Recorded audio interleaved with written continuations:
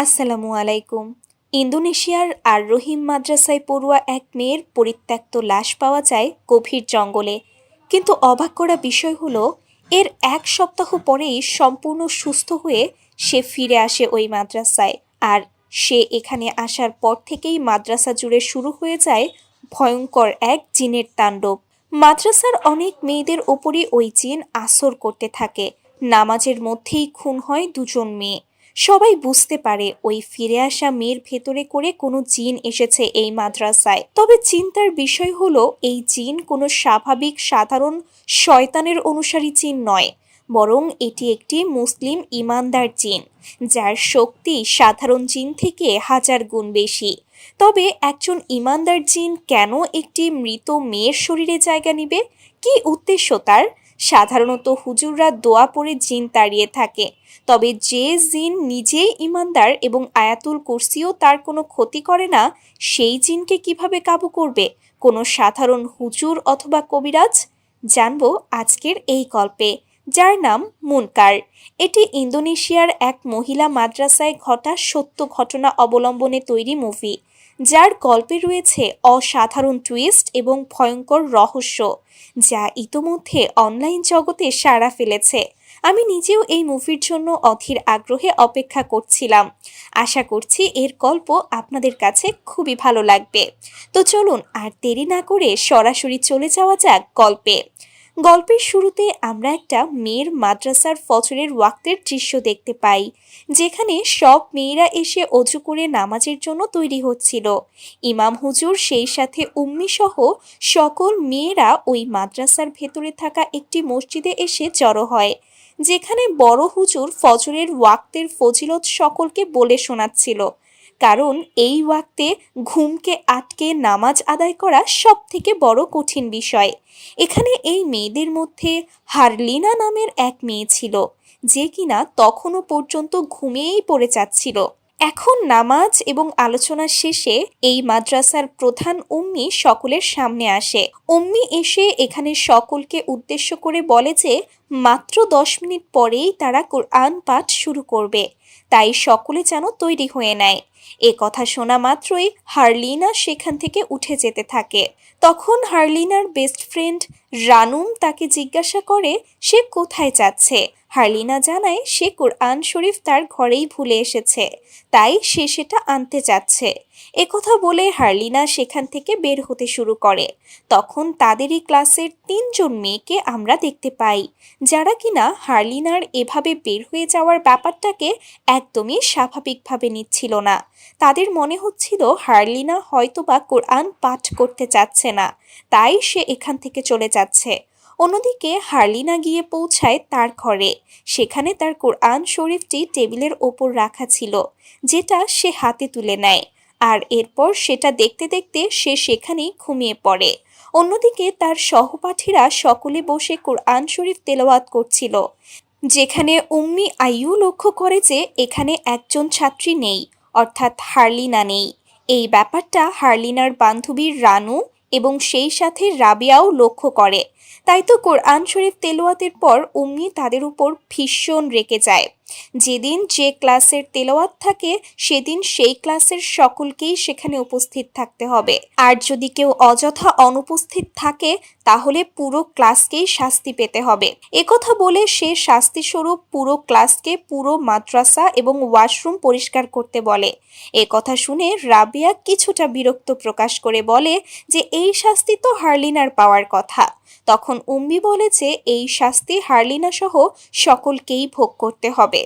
একথা বলতে না বলতেই সেখানে হারলিনা দৌড়াতে দৌড়াতে চলে আসে। সে এখানে উম্মির কাছে ক্ষমা চায়, তবে এতে উম্মির মন গলে না।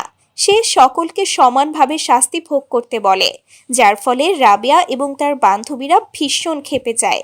তারা যাওয়ার সময় হারলিনাকে উম্মির সামনেই ধাক্কা দিয়ে যায়, যে ব্যাপারটা দেখেও উম্মি কিছুই বলে না।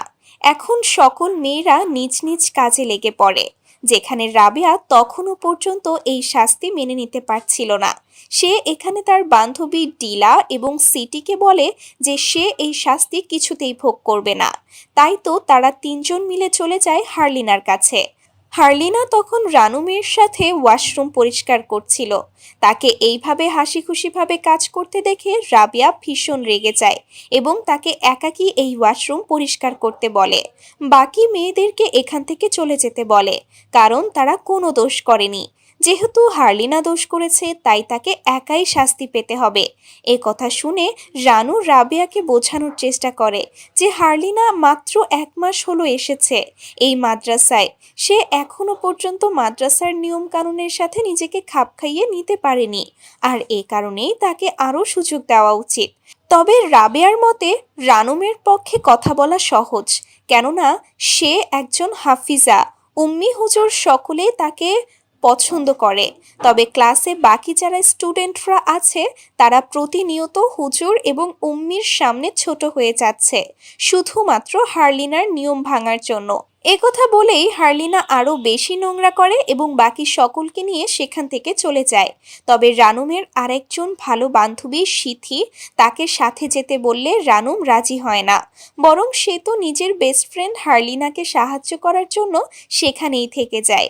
অন্যদিকে বাকিদেরকে এইভাবে বেরিয়ে যেতে দেখে উম্মি আইয়ুম তাদেরকে এভাবে কাজ ফেলে রেখে চলে যেতে দেখে সবটা বুঝতে পেরে যায়। এদিকে রানু হার্লিনাকে সাহায্য করার জন্য তার সাথে কাজ করতে বসে যায়, যা দেখে হার্লিনা তাকে বলে যে সে চাইলে চলে যেতে পারে, কারণ পুরো দোষটাই তার ছিল। সে শাস্তি নিজ কাঁধে নিতে রাজি আছে। তখন হার্লিনা তাকে বোঝানোর চেষ্টা করে যে কেন তার এই সকল নিয়ম মেনে নিতে এত কষ্ট হচ্ছে। সে আসলে তার বাবা মায়ের অনেক আদরের সন্তান। সে যা চেয়েছে তখনই তা পেয়েছে। একথা বলতেই রানুমের মুখ শুকিয়ে যায়। যে ব্যাপারটা বুঝতে পেরে হার্লিনা তার কাছে ক্ষমা চায়। তবে রানুম জানায় সে তার কথায় কষ্ট পায়নি। এ কথা শুনে হার্লিনা বুঝতে পারে যে রানুম কতটা ভালো মনের অধিকারী, আর এর কারণ হলো রানুমের বাবা মা কেউই বেঁচে নেই। আর এই কারণেই তখন যখন হার্লিনা তার বাবা মায়ের কথা বলেছিল তখন রানুমের মন খারাপ হয়ে গিয়েছিল। এখন এখানে সব মেয়েদের সাথে দেখা করতে তাদের বাবা মা এসেছিল, যেখানে হার্লিনার সাথে দেখা করতে তার মা আসে। হার্লিনা তার মাকে বলে সে এখানে থাকতে চায় না। মাদ্রাসার কোনো মেয়েই তাকে পছন্দ করে না, শুধুমাত্র একটি মেয়ে বাদে। বাকিরা তো তাকে ঘৃণা করে। এছাড়া এখানকার বেডশিটও বেশ নোংরা। একথা শুনে তার মা হেসে দেয় এবং বলে সে আজ রাতেই তার জন্য নতুন বেডশিট সেই সাথে অনেকগুলো চাদর এনে দেবে। সে আরও বলে অন্তত পক্ষে 1 সেমিস্টার পর্যন্ত তাকে এই মাদ্রাসায় থাকতেই হবে, তা না হলে তার বাবা কিছুতেই রাজি হবে না তাকে এখান থেকে নিয়ে যেতে। তারা কথা বলছিল এমন সময় হার্লিনা লক্ষ্য করে রাবেয়ার সাথে তার বাবা প্রচণ্ড ঝগড়া করছে। মাদ্রাসার নিয়ম ভঙ্গের জন্য সে তাকে বকা দিচ্ছিল। কিন্তু কী নিয়ম ভেঙেছে সে? মূলত উম্মি আইয়ু রাবেয়ার বাবা মাকে আজ সকালে তার কাজে ফাঁকি দেওয়ার ব্যাপারটা জানিয়ে দিয়েছিল। তাই তো রাবেয়া এখানে তার বাবার খারাপ ব্যবহার এবং এই সব কিছুর জন্য হার্লিনাকেই দায়ী মনে করছিল। এই ব্যাপারটা দূর থেকে হার্লিনাও বুঝতে পেরে যায়। তবে সে এখানে তার মাকে এই ব্যাপারে কিছুই বলে না। তার মা এখানে তার জন্য খাবার নিয়ে এসেছিল, যেটা হার্লিনা তখন খায় না এবং রেখে দেয় পরবর্তীতে রাতে খাওয়ার জন্য। মেয়ের যেহেতু এখানে থাকতে বেশ কষ্ট হচ্ছে, তাই ওই রাতেই হার্লিনার মা কিছু বেডশিট রেডি করে তার মেয়েকে দেওয়ার জন্য নিয়ে আসে। তবে সে এটা দিতে যাওয়ার আগে মিস্টার শাপ্ত অর্থাৎ হার্লিনার বাবার সাথে কথা বলে নেয়, যেখানে সে মিস্টার শাপ্তকে হার্লিনার সমস্যার ব্যাপারে জানায় যে ওইখানে থাকতে হার্লিনার কষ্ট হচ্ছে। কিন্তু মিস্টার শাপ্তর এই নিয়ে কোনো মাথা ব্যথা ছিল না। তার মতে তারা বেশি আদর দিয়ে তাদের মেয়েটাকে নষ্ট করে ফেলেছে, তাই তাকে শৃঙ্খলার মধ্যে আনতে হলে তাকে অবশ্যই মাদ্রাসায় থাকতে হবে, রাখতে হবে। তাই তো সে এই মুহূর্তে হার্লিনার কোনো সমস্যার কথাই শুনতে রাজি ছিল না, যেটা বুঝতে পেরে হার্লিনার মাও বেশি কথা বাড়ায় না। এদিকে আমরা হার্লিনাকে দেখতে পাই যে কিনা নিজের ঘরে বসে আরবি শেখার প্রতি মনোযোগ দিচ্ছিল। এমন সময় রানুম তৈরি হয় এবং তাকে জিজ্ঞাসা করে সে তার সাথে নামাজ পড়তে যাবে কিনা। আজ এখন রানুমের বাবা মায়ের জন্য মসজিদের সকলে মিলে দোয়া পড়তে চলেছিল। তাই তো হার্লিনাও রানুমের বাবা মায়ের জন্য দোয়া করতে চায়, যেটা শুনে রানুম অনেক খুশি হয়ে যায় এবং হার্লিনাকে তৈরি হতে নিতে বলে নিচে চলে যায় অন্য এক বান্ধবীকে ডাকতে। হার্লিনা তাড়াতাড়ি গিয়ে নিজের হিজাবটা বের করে এবং সেটা আয়রন করার জন্য বাইরে থাকা আয়রনটি গরম দিয়ে ভেতরে আসে সবকিছু রেডি করতে। এমন সময় আমরা দেখতে পাই সেখানে এসেছে রাবিয়া, টিলা এবং স্মৃতি।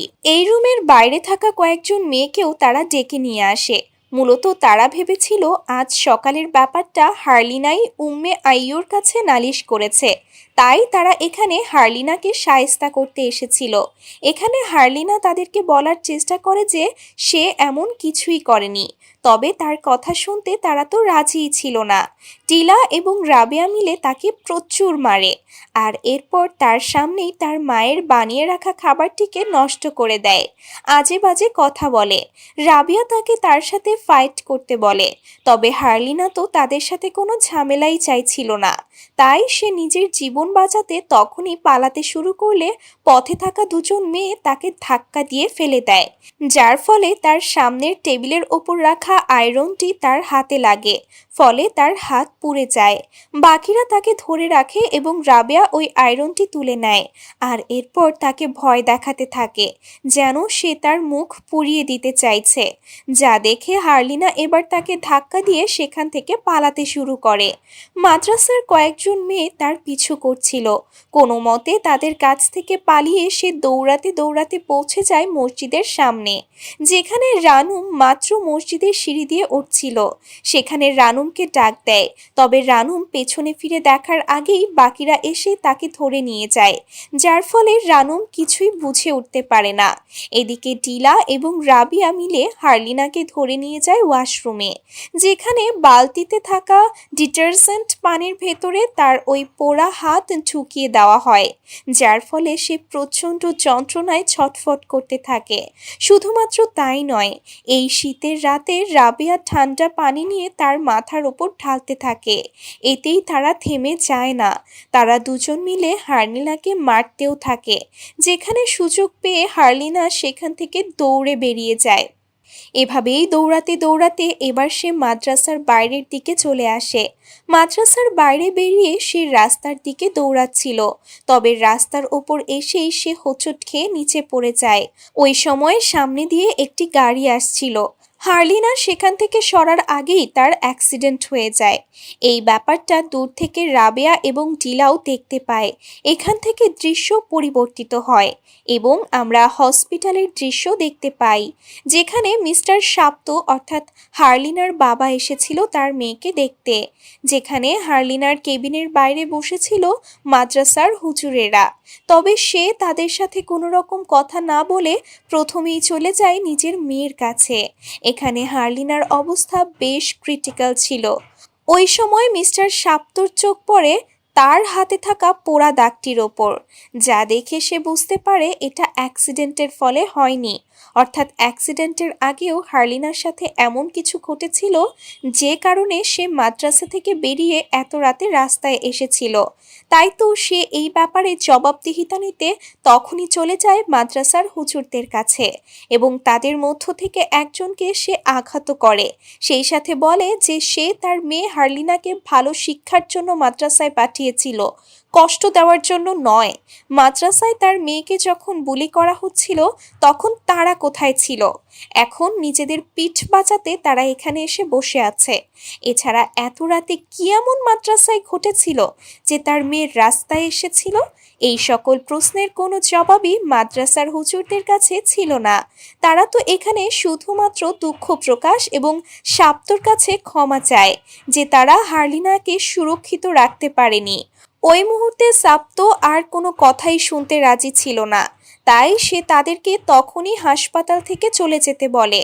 ওই দিন মাদ্রাসায় ক্লাস শেষে সকল সহপাঠীকে মসজিদে ডাকা হয় হার্লিনার জন্য দোয়া করতে, যেখানে রাবেয়া, সিথি ও টিলা এমন ভাব করছিল যেন গতকাল রাতে কিছুই হয়নি।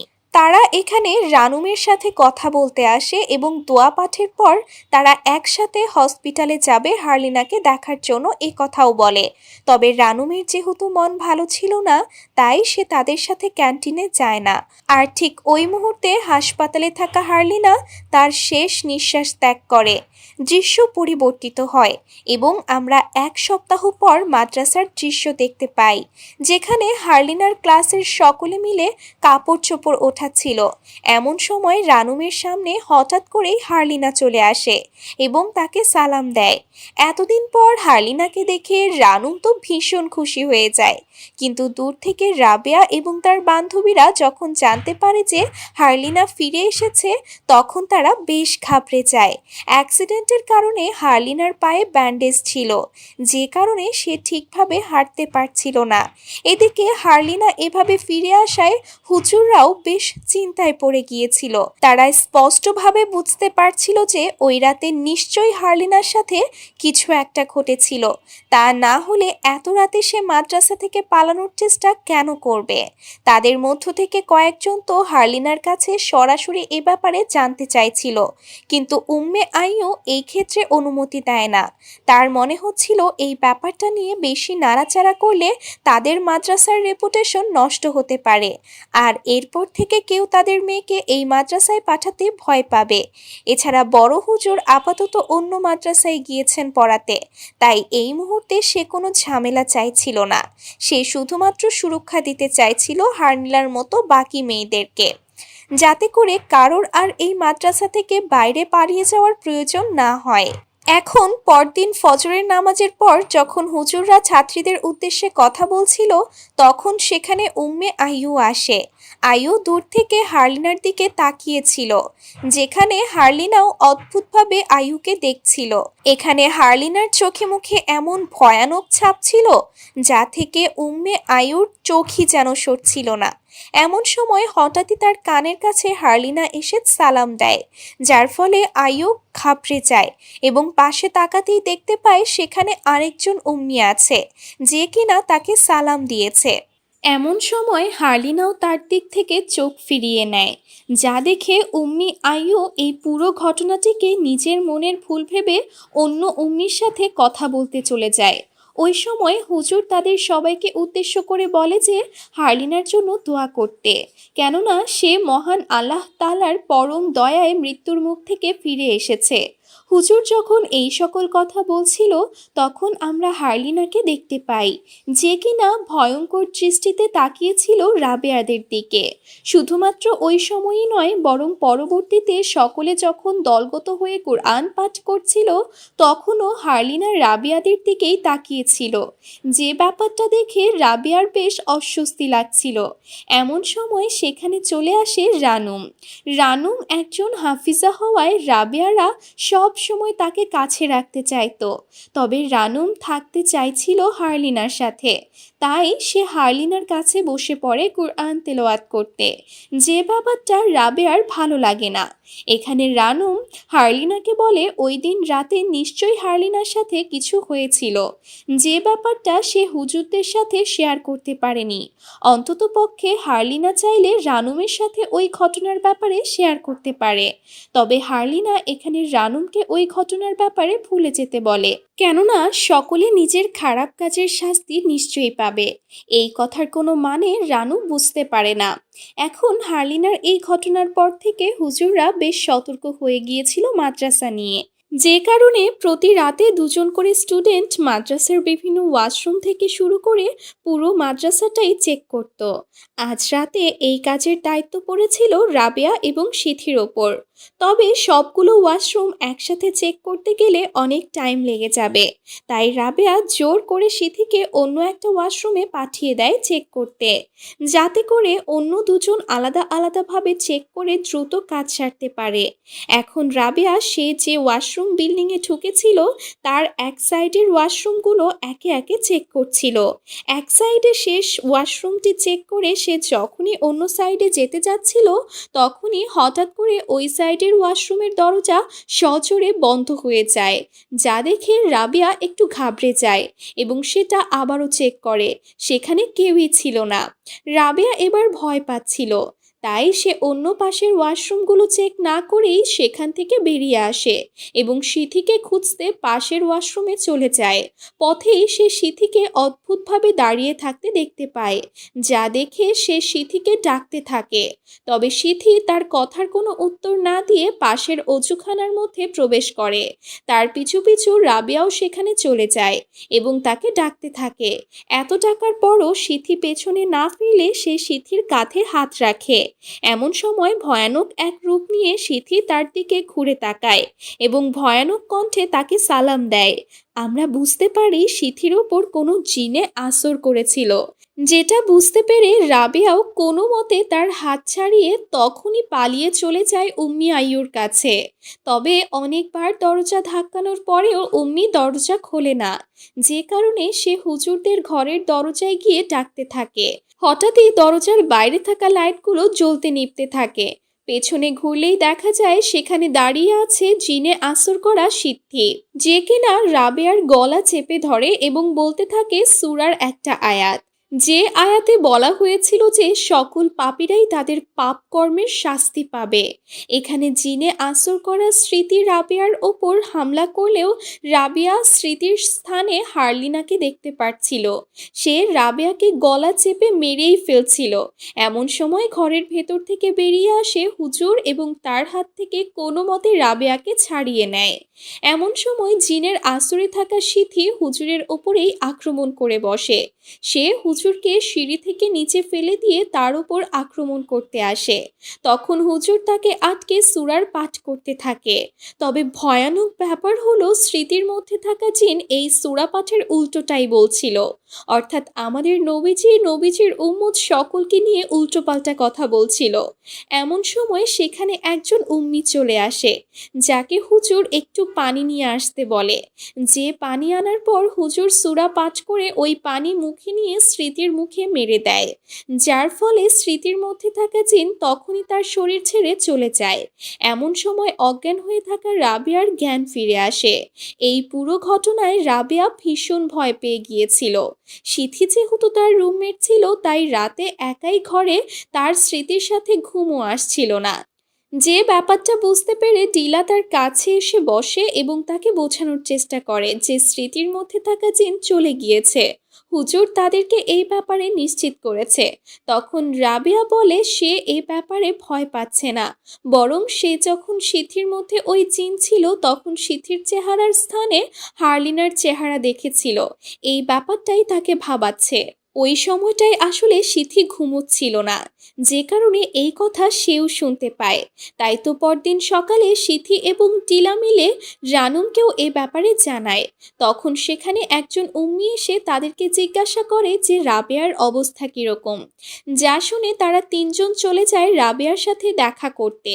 এখানে রাবেয়া সিথির স্থানে আবারও হারলিনাকে দেখতে পাচ্ছিল, যে কিনা খুবই ভয়ানকভাবে তাকে সালামও দেয়, যার ফলে রাবেয়া ভীষণ ভয় পেয়ে যায় এবং তাকে তখনই সেখান থেকে চলে যেতে বলে।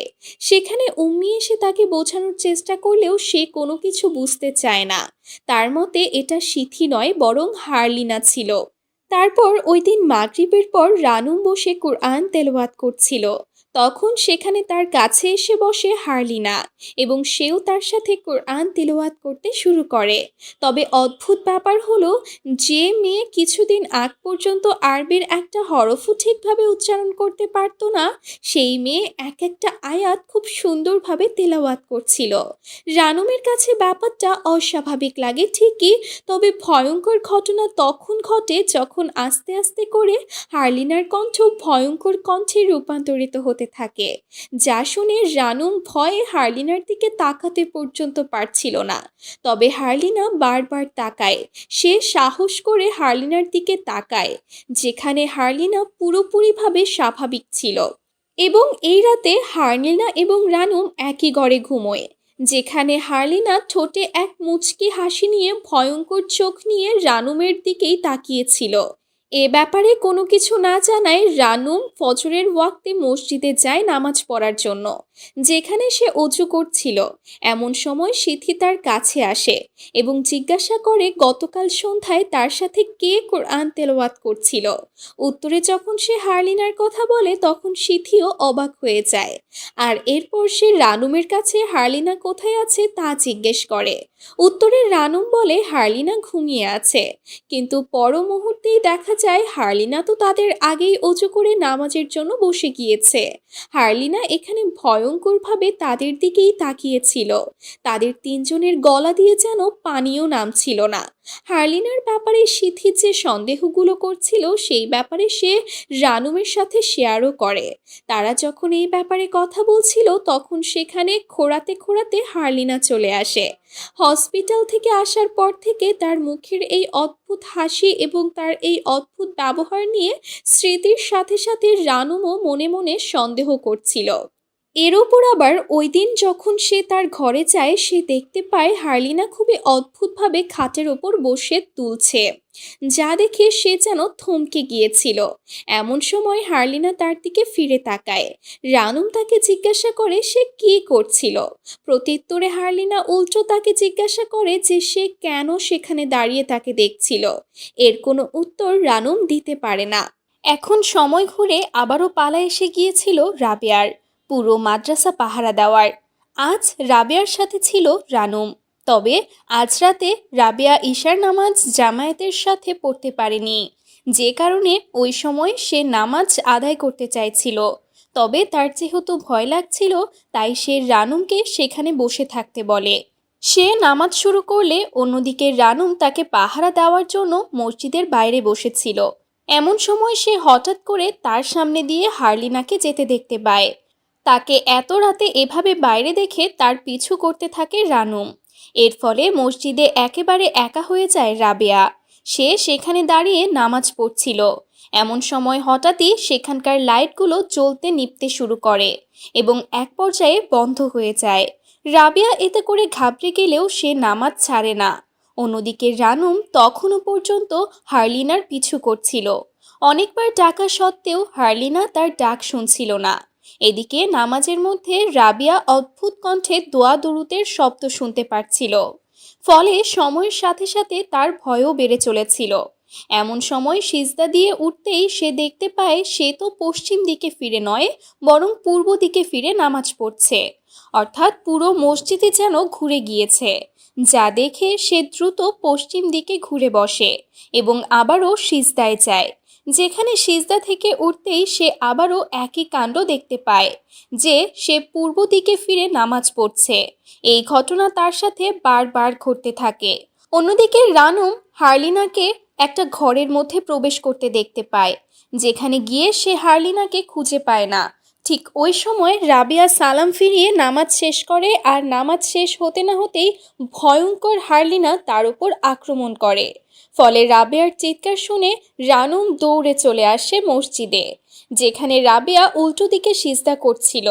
যে ব্যাপারটা দেখে রানুমের মনে সন্দেহ জাগে এবং সে রাবেয়ার কাছে আসে এবং তাকে স্পর্শ করতেই রাবেয়ার দেহটি মাটিতে লুটিয়ে পড়ে। তাকে দেখতে খুবই ভয়ঙ্কর হয়ে গিয়েছিল এবং সে সেখানেই মারা গিয়েছিল, যা দেখে রানুম হতবাক হয়ে যায়। ওই দিন জানাজার আগে রাবেয়ার গোসল করানোর সময় সেখানে দিলা, সিথি এবং রানুমও উপস্থিত ছিল। এখানে রাবেয়ার লাশ দেখে মনে হচ্ছিল যেন তার মধ্য থেকে কেউ জীবনী শক্তি শুষে নিয়েছে। গোসল শেষে তার লাশকে কাফনের কাপড় পেঁচিয়ে জানাজার আয়োজন করা হয়, যেখানে নামাজের সময় আমরা হারলিনার মুখে এক অদ্ভুত ধরনের ভয়ঙ্কর হাসি দেখতে পাই। এখন ওই দিন রাবেয়ার দাফনের পর তার পুরো পরিবার এবং আত্মীয় স্বজন বাড়িতে ফিরে যায়, যাদেরকে বিদায় জানাতে যায় সিথি এবং দিলা। দূর থেকে তাদেরকে দেখছিল রানুম। এখানে রানুমের কাছে হারলিনা আসে, যেখানে রানুম হারলিনার কাছে জানতে চায় যে গত রাতে হারলিনা কোথায় ছিল। হারলিনা জানায় সে তার ঘরেই ছিল। তবে রানুম তা মানতে চায় না, কারণ সে গত রাতে নিজ চোখে হারলিনাকে বাইরে দেখেছিল। তবে হারলিনা জানায় সে তার ঘরেই ছিল। কথা বলেই সে রানুমকে জড়িয়ে ধরে এই ব্যাপারটা দূর থেকে দেখছিল সিথি এবং দিলা। এটা দেখে তারা রানমের দিকে এগিয়ে যায় এবং তাদেরকে কাছে আসতে দেখে হারলিনা সেখান থেকে চলে যায়। ওই সময় সিথি রানমের কাছে এসে বলে যে তারা তো আগে একই ঘরে একই সাথে থাকতো, এখন রাবেয়া মারা গিয়েছে, তাই রানম কি আবারও তার রুমমেট হতে চায়? রানম এ কথায় রাজি হয়ে যায় এবং স্মৃতির সাথে তার রুমে চলে যায়। অন্যদিকে হুজুর এবং উম্মিরা চাইছিল বাকি স্টুডেন্টদেরকে বাড়িতে পাঠিয়ে দিতে, কারণ তাদের মতে রাবেয়ার মৃত্যু স্বাভাবিক ছিল না। পরিবার আসার আগেই তার লাশকে কাফনে পেঁচানো হয়েছিল, যে কারণে তার পরিবার জানতে পারেনি যে তার মৃত্যু অস্বাভাবিক ছিল। তাই তো হুজুর এবং অন্যান্য উম্মিরা চাইছিল তার পরিবারকে অন্ততপক্ষে এ ব্যাপারে জানাতে, সেই সাথে পরিস্থিতি না সামলানো পর্যন্ত সকল ছাত্রীদেরকে বাড়িতে পাঠিয়ে দিতে। কিন্তু উম্মি আইয়ুব কিছুতেই এই কথায় রাজি হয় না। সে তখনও পর্যন্ত মাদ্রাসার ব্যাপারে ভাবছিল, যে ব্যাপারটা নিয়ে একজন হুজুর অনেক ক্ষেপে যায় এবং তখনই চলে যায় বড় হুজুরকে এ ব্যাপারে জানাতে। এদিকে দিলা তখন তার ঘরে বসে একা একা কাঁদছিল। তখন সেখানে সিথি রানমকে নিয়ে চলে আসে। রানমকে সেখানে দেখে দিলা অনেকটা রেগে যায় এবং সরাসরি রানমকে এসে প্রশ্ন করে যে সে কেন রাবেয়াকে একা ছেড়ে দিল।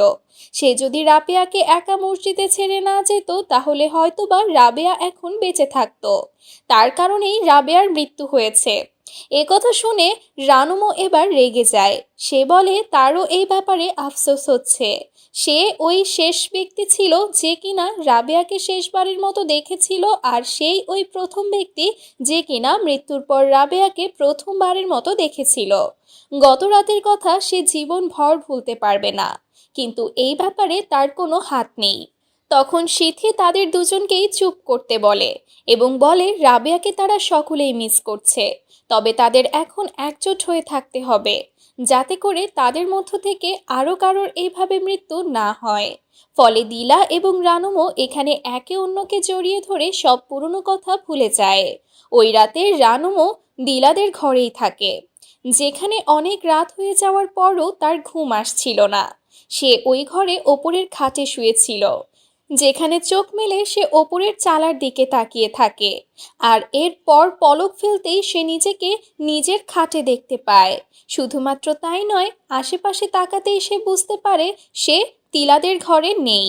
শুধুমাত্র তাই নয়, আশেপাশে তাকাতেই সে বুঝতে পারে সে দিলাদের ঘরে নেই, বরং সে আছে হারলিনার সাথে নিজের ঘরে, যেখানে তার ওপরের বিছানা থেকে পা ঝুলিয়ে বসে হারলিনা এবং তাকে জিজ্ঞাসা করে যে তার কি ঘুম আসছে না।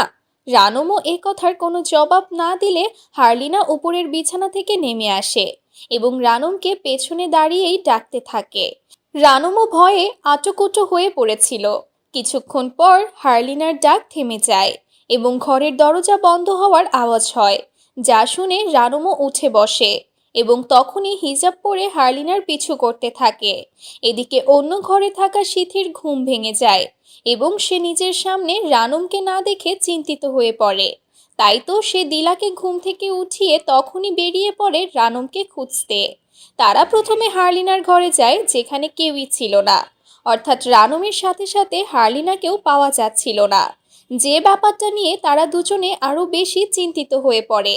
পুরো মাদ্রাসা জুড়ে তারা রানুমকে খুঁজে বেড়াচ্ছিল, অন্যদিকে রানুম পিছু করছিল হারলিনার। এভাবেই খুঁজতে খুঁজতে দিলা এবং সিথি যে কখন আলাদা হয়ে পড়ে সে ব্যাপারে দিলা লক্ষ্যই করে না, আর এটা যখন সে লক্ষ্য করে তখন সে ভীষণ ঘাবড়ে যায়। ওই সময় হারলিনার কণ্ঠ শোনা যায়, যে কিনা বারবার দিলাকে সালাম দিচ্ছিল। ফলে দিলা অনেকটাই ঘাবড়ে যায় এবং দ্রুত সেখান থেকে বেরোতে চায়।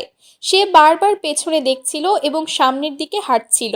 এভাবেই এক পর্যায়ে হারলিনার এক ভয়ঙ্কর রূপ তার সামনে চলে আসে, যাকে দেখে দিলা ভীষণ ভয় পেয়ে যায়। তখনই রানমের ডাকে তার হুঁশ ফেরে। তার সামনে হারলিনা নয় বরং রানম ছিল। রানমকে দেখে সে সিথিকে নিয়ে ভীষণ চিন্তিত হয়ে পড়ে।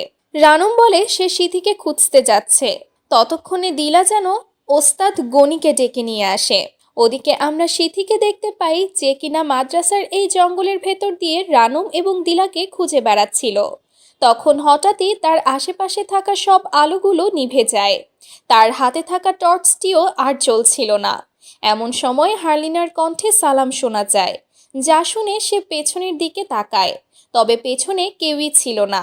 সে যখনই সামনের দিকে তাকায় তখনই ঠিক তার পেছনে চলে আসে হার্লিনা, যে কিনা আবারও স্মৃতিকে সালাম দেয়। এই ঘটনায় স্মৃতি এতটাই ভয় পেয়ে গিয়েছিল যে সে এক দৌড়ে চলে আসে মসজিদের ভেতরে, যেখানে সে মাদ্রাসার সব মেয়েদেরকে একসাথে নামাজ আদায় করতে দেখতে পায়। ফলে সে স্বস্তির নিঃশ্বাস ফেলছিল। এমন সময় সে লক্ষ্য করে সেখানে থাকা সকলে খুব অদ্ভুতভাবে দ্রুত নামাজ আদায় করছে। এভাবে দ্রুত নামাজ আদায় করতে করতে হঠাৎই তারা থেমে যায় এবং ভয়ঙ্করভাবে স্মৃতির দিকে তাকায়। এমন সময় তাদের মধ্য থেকে একজনের খিমার উড়ে এসে স্মৃতির মুখের ওপর পড়ে। ফলে সে চিৎকার করতে থাকে এবং তার চিৎকার শুনে সেখানে দৌড়ে চলে আসে রানম, আর সেই স্মৃতির হুঁশ ফিরিয়ে আনে। তারা দেখতে পায় মসজিদে তখন তারা দুজন বাদে আর কেউই নেই, যা দেখে সিথি রানমের কাছে দিলার ব্যাপারে জানতে চায়। রানম জানায় দিলা ওস্তাদ গনিকে ডাকতে গিয়েছে, যা শুনে তারা দুজন তখনই মসজিদ থেকে বেরিয়ে যায় দিলার উদ্দেশ্যে। অন্যদিকে দিলা ততক্ষণে পৌঁছে গিয়েছিল ওস্তাদ গনির ঘরের সামনে, যেখানে সে বারবার ওস্তাদ গনিকে ডাকছিল, তবে সে কিছুতেই কোনো সাড়া দিচ্ছিল না। এমন সময় দিলা লক্ষ্য করে যে ঘরের দরজা তো খোলা। ওই সময় সে ঘরে প্রবেশ করে এবং দেখতে পায় বিছানার উপর ওস্তাদ গনি শুয়ে আছে। সে ওস্তাদ গনিকে ডাকতে থাকে এবং সিথিকে যে খুঁজে পাওয়া যাচ্ছে না এই ব্যাপারটাও জানায়, তবে ওস্তাদ গনি তো কোনো সাড়াই দিচ্ছিল না, যে কারণে সে সামনের দিকে এগিয়ে যায় এবং ওস্তাদ গনিকে স্পর্শ করে ডাকতে চায়। এমন সময় ঠিক তার পেছনে চলে আসে হালিনা, যে ব্যাপারটা দিলাও অনুভব করে পেছনে ফিরে তাকায়, তবে সেখানে কেউই ছিল না। এমন সময় সে সামনে ফিরতেই দেখতে পায় বিছানার ওপরেও ওস্তাদ গনি নেই। এখানে কি হচ্ছে তা সে বুঝতে পারছিল না। এমন সময় ঘরের লাইটগুলো চলতে নিভতে শুরু করে। সে ঘর থেকে বের হতে যায়, তবে ঘরের দরজা আপনা আপনি বন্ধ হয়ে যায়। সে দরজা ধাক্কাচ্ছিল এবং সাহায্য চাইছিল। এমন সময় পেছন থেকে হার্লিনার গলায় তাকে সালাম দেওয়া হয়, যা শুনে সে তো অবাক হয়ে যায়, তবে তার পেছনে তো কেউই ছিল না। এমন সময় দরজাটি জোরে জোরে নড়তে শুরু করে, ফলে সে দরজা থেকে পেছনে সরে যায়। এ সময় যেন বারবার হার্লিনা তাকে সালাম দিচ্ছিল। এমন সময় অন্ধকারের মধ্য থেকে হঠাৎই হার্লিনা তার উপর হামলা করে বসে। তার চিৎকার শুনে ঘুম ভেঙে যায় উম্মি আইয়ুর। সে উম্মি ইন্দ্রিকে ডেকে তোলে এবং তখনই রেডি হতে বলে বাইরে কি হচ্ছে তা দেখতে যাওয়ার জন্য। এদিকে দিলার চিৎকার শুনে সিথি এবং রানুমও পৌঁছে গিয়েছিল ওস্তাদ গনির ঘরের সামনে। সেখানে ভেতর থেকে দিলার চিৎকারের আওয়াজ শুনে তারা দরজাটি খোলার চেষ্টা করতে থাকে। এক পর্যায়ে দরজা খুলেও যায়, তবে ভেতরে কেউই ছিল না। এমন সময় বাইরে থেকে দিলার চিৎকার শোনা যায়, যা শুনে তারা সবাই চলে আসে দিলাকে খুঁজতে। অন্যদিকে উম্মি আইয়ুব এবং ইন্দ্রিও বেরিয়ে গিয়েছিল তাদেরকে খোঁজার জন্য।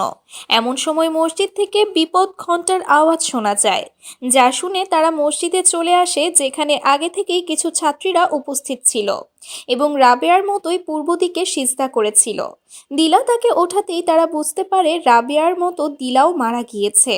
ওই একইভাবে সিথি এবং রানুমও তাদের আরও একজন বান্ধবীকে হারিয়ে ভীষণভাবে ভেঙে পড়ে। এমন সময় রানুমের চোখ পড়ে মসজিদের এক কোণায়, যেখানে দাঁড়িয়ে ছিল হার্লিনা। সে ভয়ঙ্করভাবে তার দিকেই তাকিয়ে হাসছিল, যা দেখে রানুম এবার পুরোপুরিভাবে নিশ্চিত হয়ে যায় যে এই সব কিছুর পেছনে হার্লিনাই রয়েছে। তাই সে সিথিকে নিয়ে তখনই চলে যায় ওস্তাদ গনির সাথে কথা বলতে। ওস্তাদ গনি এবং আরেকজন ওস্তাদ মিলে তখন বের হচ্ছিল আশেপাশে কি হচ্ছে তা দেখার জন্য।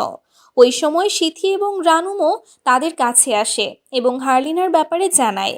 তারা এটাও জানায় যে এই সকল মৃত্যুর পেছনে হার্লিনা রয়েছে। এই ব্যাপারে জানার পর ওস্তাদ দুজন তখনই বেরিয়ে যায় হার্লিনাকে খোঁজার উদ্দেশ্যে। এদিকে মসজিদে মাইকিং করা হয় এবং সকল ছাত্রীদেরকে মসজিদে চলে আসতে বলা হয়। এই বিপদের মধ্যে আজ রাতে তারা সকলে একসাথে মসজিদে থাকবে। এদিকে হার্লিনার মাকে কল করে এইখানকার পরিস্থিতির ব্যাপারেও জানানো হয় যে হার্লিনাকে খুঁজে পাওয়া যাচ্ছে না এবং সে এই সব কিছুর পেছনে রয়েছে, যেটা জানার পর তার মাও ভীষণ চিন্তিত হয়ে পড়ে। অন্যদিকে রানুম এবং সিথি পাশাপাশি শুয়েছিল, যেখানে সিথি অন্যদিকে ফিরেছিল। রানুমের ঘুম আসছিল না। এমন সময় তার পাশে থাকা সিথি তার দিকে ফিরে শোয়, যেখানে আমরা দেখতে পাই এটা তো সিথি নয় বরং হারলিনা ছিল। ভয়ঙ্কর হারলিনা এখানে রানুমকে ডাক দেয়। যখন রানুম ভয়ে ভয়ে সিথির দিকে তাকাতেই দেখতে পায় এটা হারলিনা নয় বরং সিথি, যে কিনা তাকে ডাকছে ওয়াশরুমে যাওয়ার জন্য। সিথিকে দেখে রানুমও স্বস্তির নিঃশ্বাস ফেলে এবং তার জন্য ওয়াশরুমের বাইরে গিয়ে দাঁড়িয়ে থাকে। স্মৃতি যখন ওয়াশরুমে প্রবেশ করছিল তখন আমরা দেখতে পাই তার সামনের ওয়াশরুমে দাঁড়িয়ে আছে হারলিনা, যদিও পরবর্তীতে তাকে সেখানে দেখা যায় না। স্মৃতি ওয়াশরুমে ছিল এমন সময় ওয়াশরুমের দরজা খোলার আওয়াজ শোনা যায়। সে রানুমকে ডাকে, তবে রানুম কোনো সাড়া দেয় না। এদিকে রানুম দেখতে পায় স্মৃতি তার পেছন থেকে বেরিয়ে কোথাও একটা চলে যাচ্ছে। তাকে এইভাবে যেতে দেখে রানুমও তার পিছু করতে থাকে। কিছু দূর এসে সে দেখতে পায় দুটো বটগাছের সামনে সিথি অদ্ভুতভাবে দাঁড়িয়ে আছে। সে সিথিকে ডাকতে থাকে, তবে কোনো ডাকের সাড়া না পেয়ে সে সিথির দিকে এগিয়ে যায়। সে তাকে স্পর্শ করতে যাবে এমন সময় পেছন থেকে আসল সিথি তাকে ডাক দেয়। পেছনে সিথিকে দেখে সে অবাক হয়ে যায়। তাহলে তার সামনে কে? তখনই ঘুরে তাকে সালাম দেয় হারলিনা, যাকে এইভাবে দেখে তারা দুজনই ভীষণ ভয় পেয়ে যায় এবং দৌড়ে পালাতে শুরু করে। তবে তারা যতই দৌড়াক না কেন ঘুরে ফিরে তারা ওই দুই বটগাছের মাঝেই আসছিল। তারা কিছু বুঝে উঠতে পারছিল না। এমন সময় সিথির পা ধরে টান দেয় হারলিনা। রানুম তাকে বাঁচানোর চেষ্টা করছিল। এমন সময় সেখানে চলে আসে ওস্তাদেরা। তিনজনে মিলে চেষ্টা করে তারা কোনো মতে সিথিকে হারলিনার হাত থেকে মুক্ত করে এবং তাদেরকে নিয়ে অন্য ওস্তাদ সেখান থেকে সরে আসে। ওস্তাদ গনি এখানে হারলিনাকে প্রশ্ন করতে থাকে যে সে কে। এমন সময় আমরা দেখতে পাই হারলিনার বাবা মাও পৌঁছে গিয়েছে মাদ্রাসায়। এদিকে হারলিনার মধ্যে থাকা জিন জানায় যে সে ইসলামের একজন জিন, যে কিনা আল্লাহ তাআলার দাসত্ব করে। যা শুনে ওস্তাদ অবাক হয়ে যায় এবং জিজ্ঞাসা করে যে সে এখানে কি করছে। উত্তরে ওই জিন জানায় তাকে কেউ ডেকেছে পাপীদেরকে শাস্তি দেওয়ার জন্য। একথা শুনে ওস্তাদ গনি বলে এখনই হারলিনার শরীর ছেড়ে দিতে, তা না হলে মহান আল্লাহ তাআলার শব্দ দ্বারা সে তাকে ধ্বংস করে দিবে। তখন জিনটা হেসে বলে যে সে চেষ্টা করতে পারে। একথা শুনে ওস্তাদ গনি আয়াতুল কুরসি পড়তে শুরু করলে জিনটিও তার সাথে সাথে আয়াতুল কুরসি পড়তে থাকে। তবুও ওস্তাদ গনি থামে না এবং পুরো আয়াতুল কুরসি পড়ে সে তসবিহ দিয়ে তার মুখে আঘাত করে। তবে এতেও এত কিছুতেও ওই জিনের কিছুই হয় না। সে তার দিকে তাকিয়ে মুনকারের বর্ণনা দেয় যে যে মুমিন মহান আল্লাহ তাআলার বদলে শয়তানকে অনুসরণ করবে সে পরিণত হবে মুনকারে। এমন সময় ওই জিন ওস্তাদ গনির পেছনে এসে মুনকার বলে চিৎকার করে ওঠে। ফলে ওস্তাদ গনি পেছনে তাকাতেই হারলিনা যেন গায়েব হয়ে যায়। তবে কিছুক্ষণ পরেই তার সামনে দাঁড়িয়ে ছিল হারলিনা। এমন সময় সেখানে চলে আসে তার বাবা মা। হারলিনার মা নিজের মেয়েকে এই অবস্থায় দেখে তখনই ছুটে যেতে চাইছিল তার কাছে। হারলিনার বাবা এবং ওস্তাদ গনি তাকে আটকানোর চেষ্টা করে এবং বোঝাতেও চায় যে এটা হারলিনা নয়, কিন্তু সে কোনো কথাই শোনে না, দৌড়ে চলে যায় তার মেয়ের কাছে। তবে তার মেয়ে তার হাতও স্পর্শ করতে চাইছিল না, যেন সে এক অদ্ভুত রাগে তার দিকে তাকাচ্ছিল।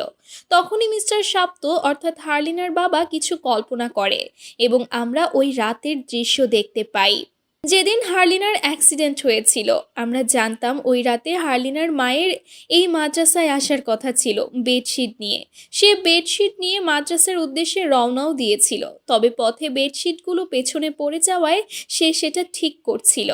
এমন সময় আমরা দেখতে পাই তার গাড়ির সামনে চলে আসে হারলিনা। হ্যাঁ, ওই দিন রাতে অন্য কোনো অপরিচিত গাড়ির সাথে হারলিনার অ্যাক্সিডেন্ট হয়নি, বরং তার মায়ের গাড়ির সাথে অ্যাক্সিডেন্ট হয়েছিল। তবে তার মা বুঝতে পারেনি, কেননা তাকে আঘাত করার পর তার গাড়িটি গিয়ে লেগেছিল কিছু কাঠের সাথে। তাই সে ভেবেছিল সে হয়তোবা ওই কাঠের সাথে অ্যাক্সিডেন্ট করেছে, কিন্তু পেছনে যে তার মেয়ে গাড়ির সাথে আঘাত পেয়ে মাটিতে লুটিয়ে পড়েছে তা সে লক্ষ্যই করে না। এবং রাবেয়া এবং দিলাও তো কিছু বলে না, যার ফলে অ্যাক্সিডেন্ট হওয়ার বহুক্ষণ পর পর্যন্ত হারলিনা সেখানেই পড়ে থাকে। নিজের মেয়ের অ্যাক্সিডেন্টের ব্যাপারে কোনো কিছু না জানা হারলিনার মা ফিরে যায় বাড়িতে, যেখানে মিস্টার শাপ্ত তার গাড়ির চাকায় হারলিনার কাপড়ের অংশ দেখতে পায়। যদিও সে তখনই কিছু বুঝতে পারে না, কিন্তু এখন সে সবকিছু বুঝতে পারছিল, কেননা হারলিনার মধ্যে থাকা জিন তার মায়ের ওপরেই আক্রমণ করে এবং তাকে টেনে নিয়ে চলে যায় জঙ্গলের ভেতরে। এবং তারা কিছু করতে পারার আগেই ওই জঙ্গলের ভেতর থেকে ফিরে আসে হার্লিনার মায়ের লাশ, যার অবস্থা রাবেয়া এবং দিলার মতোই ছিল, অর্থাৎ ওই জিন হার্লিনার মৃত্যুর প্রতিশোধ নিচ্ছিল। আর যেহেতু তার মায়ের অ্যাক্সিডেন্টের কারণেই হার্লিনার মৃত্যু হয়েছিল, তাই সে তার মাকেও মেরে ফেলেছিল। দুই ওস্তাদ যায় ওই জিনকে আটকানোর জন্য, তবে তাদের দুজনকে দুই দিকে ফেলে দিয়ে সে আক্রমণ করতে যায় সিথির ওপর, কেননা তার মৃত্যুর জন্য কিছুটা অংশে সিথিও দায়ী ছিল। এমন সময় সেখানে বড় হুজুর চলে আসে এবং তার পা ধরে তাকে ছুঁড়ে মারে দূরে। মিস্টার শাপ্ত তখনও পর্যন্ত তার স্ত্রীর লাশ নিয়ে বসেছিল। দুই ওস্তাদ হার্লিনার দুই হাত ধরে রাখে এবং বড় হুজুর তার কপালে হাত রেখে দোয়া পড়তে থাকে। এতে করে হার্লিনার ভেতরে থাকা ওই জিনের প্রচণ্ড কষ্ট হচ্ছিল। মিস্টার শাপ্ত এই সব কিছু দেখছিল এবং বুঝতে পারছিল যে সে কত বড় ভুল করেছে। হ্যাঁ, এই জিনকে হার্লিনার ভেতরে এনেছিল মিস্টার শাপ্ত। মূলত হার্লিনার মৃত্যুর পর সে ডক্টরদেরকে বলেছিল যে তারা যেন কাউকে হার্লিনার মৃত্যুর ব্যাপারে না জানায়, বিশেষ করে তার স্ত্রীকে, কেননা সে প্রচণ্ড ভেঙে পড়বে। আর এরপর সে হার্লিনার লাশ নিয়ে চলে যায় একজন কালো জাদু করা কবিরাজের কাছে। মূলত মিস্টার শাপ্ত তার মেয়ের এমন মৃত্যু কিছুতেই মেনে নিতে পারছিলেন না, তাই সে কবিরাজকে অনুরোধ করে তার মেয়েকে জীবিত করে তোলার জন্য। এর বদলে সে যে কোনো কিছু করতে রাজি ছিল। কবিরাজ তাকে সাবধানও করে যে একবার যদি তারা এই পথে এগোয় তাহলে কিন্তু এই কাজ পাল্টানো যাবে না। এমনও হতে পারে হার্লিনা খুবই ভয়ঙ্কর হয়ে উঠেছে এবং প্রতিশোধ নিচ্ছে। মিস্টার শাপ্ত নিজের মেয়ের জীবনের বদলে যে কোনো কিছু মেনে নিতে রাজি ছিল। তাই তো সে এখানে কোনো কিছু না ভেবে কবিরাজের দেওয়া একটা বড় পেরেক হার্লিনার মাথার মধ্যে গেঁথে দেয়, যার মাধ্যমে হার্লিনার ভেতরে প্রবেশ করে এক ভয়ানক জিন, যে কিনা প্রথমেই হার্লিনার মৃত্যুর প্রতিশোধ নিতে চাইছিল। তাই তো মিস্টার শাপ্ত তাকে পাঠিয়ে দেয় মাদ্রাসায়। হার্লিনা সুস্থ হয়ে গিয়েছে এবং প্রথমে বাড়িতে না এসে মাদ্রাসায় গিয়েছে শুনে তার মা একটু অবাকই হয়। তখন মিস্টার শাপ্ত তাকে বলে যে মাদ্রাসায় গেলে সে দ্রুত সুস্থ হয়ে যাবে, এ কারণেই সে তাকে সেখানে পাঠিয়েছে। এখন এই মুহূর্তে এসে নিজের স্ত্রীকে হারিয়ে এবং নিজের চোখের সামনে নিজের মেয়েকে এত কষ্ট পেতে দেখে মিস্টার শাপ্ত বুঝতে পারছিল যে সে কত বড় পাপ করে ফেলেছে। তাই তো সে আর এক মুহূর্তও দেরি করে না। সে দৌড়ে যায় এবং হার্লিনার মাথায় গেঁথে রাখা ওই পেরেকটি তুলে নিয়ে আসে, যার ফলে ওই জিন হার্লিনার ভেতর থেকে বেরিয়ে যেতে বাধ্য হয় এবং হার্লিনার লাশ সেখানেই লুটিয়ে পড়ে। এই সব কিছু দেখে সেখানে থাকা সকলেই বুঝতে পারে যে এই সব কিছুর পেছনে মিস্টার শাপ্ত দায়ী, যার পাপের শাস্তি সে অলরেডি পেয়ে গিয়েছে। মেয়েকে তো সে আগেই হারিয়ে ফেলেছিল, এখন সে তার স্ত্রীকেও হারিয়েছে। সেই সাথে সে আল্লাহর নিয়মের বিরুদ্ধে গিয়ে যাকে বাঁচিয়ে তোলার জন্য এত কিছু করেছে তার লাশই এখন তার কোলে পড়ে আছে। এই ঘটনায় মিস্টার শাপ্ত অনেক বড় শিক্ষা পায়। এখন পরদিন সকালে অ্যাম্বুলেন্স আসে সব লাশগুলোকে নিয়ে যাওয়ার জন্য। যেখানে লাশগুলো নিয়ে যাওয়ার পর এই ঘটনাকে ব্যাখ্যা করার জন্য বড় হুজুর মসজিদে এক মজলিস বসায়, যেখানে সে ব্যাখ্যা করে যে কেন এই জিন এত বেশি শক্তিশালী ছিল, কেন আল্লাহর কোনো কালাম অর্থাৎ আয়াতুল কুরসি তার উপরে কোনো প্রভাব ফেলতে পারেনি। আর এর কারণ হলো মানুষের মতো জিনেরাও ইসলাম ধর্ম পালন করে, এমনকি তারা মানুষের থেকেও বেশি আল্লাহর অনুগত্য স্বীকার করে থাকে। যারা প্রকৃতপক্ষে ঈমানদার জিন রয়েছে তারা মানুষের কোনো ক্ষতি করতে চায় না। তবে কিছু খারাপ মানুষেরা আছে যারা কিনা কালো জাদুর মাধ্যমে ওই সকল জিনদেরকে নিজেদের বশে করে রাখে এবং সেগুলোকে কাজে লাগায় নিজেদের প্রতিশোধ পূরণ করার জন্য, যেমনটা ওই কবিরাজ করেছিল মিস্টার শাপ্তর জন্য। সে কোনো শয়তান জিনকে হার্লিনার মধ্যে আনেনি, বরং এনেছিল একজন মুসলিম ঈমানদার জিনকে, যার ফলে ওই জিন আরও বেশি ভয়ানক হয়ে উঠেছিল। আর যেহেতু সে একটা ভালো জিন ছিল তাই সে রাবেয়া, দিলা এবং স্মৃতির ক্ষতি করলেও রানুমের কখনোই ক্ষতি করেনি, বরং সে সব সময় তার পাশে থেকেছে। সে ওই পেরেক এবং কালো জাদুর জন্য বাধ্য হয়েছিল হার্লিনার মৃত্যুর প্রতিশোধ নিতে। অর্থাৎ এই ঘটনায় জিনের যত টানা দোষ ছিল তার থেকে অনেক বেশি দোষ ছিল আমাদের মধ্যে থাকা কিছু প্রতিশোধ পরায়ণ মানুষের, যারা কিনা মানুষকে ক্ষমা করতে পারে না। আর এই জন্যই হয়তোবা মহান আল্লাহ তাআলা ক্ষমাকে সব থেকে বড় গুণ হিসেবে কোরআন শরীফে উল্লেখ করেছেন। মিস্টার শাপ্ত এখানে তার স্ত্রী সন্তানকে হারিয়ে অনেক বেশি ভেঙে পড়েছিল, সেই সাথে অনেক বেশি কষ্টও পেয়েছিল রানুমও, কেননা সে এক বান্ধবীকে হারায়নি, বরং সে তার বেস্ট ফ্রেন্ড হার্লিনাকে তো হারিয়েছেই, সেই সাথে হারিয়েছে তার আরও দুই বান্ধবীকে, যারা হার্লিনার মৃত্যুর জন্য দায়ী ছিল। এখন মুভির শেষ দৃশ্যে আমরা দেখতে পাই মিস্টার শাপ্ত একা ঘরে বসেছিল। নিজের স্ত্রী এবং সন্তানের কথা মনে করে সে অনেক বেশি দুঃখী ছিল। এমন সময় দরজায় নক করার শব্দ শোনা যায়, যা শুনে সে গিয়ে দরজা খোলে। তার দরজায় দাঁড়িয়ে ছিল ওই কবিরাজ, যার সাহায্যে সে ওই জিনকে হার্লিনার ভেতরে প্রবেশ করিয়েছিল। কবিরাজের হাতে ছিল ওই পেরেকটি। সে এখানে মিস্টার শাপ্তকে উদ্দেশ্য করে বলে যে সে বলেছিল তার কাজ শেষ না হওয়া পর্যন্ত সে যেন এই কাজটিকে না পাল্টায়, এতে করে তাদের উপর বিপদ আসবে। কথা বলেই তার হাত থেকে সে পেরেকটি ফেলে দেয়, যেটা নিচে পড়তেই দেখা যায় যে তার কাপড় পরিণত হয়েছে লাল রঙে।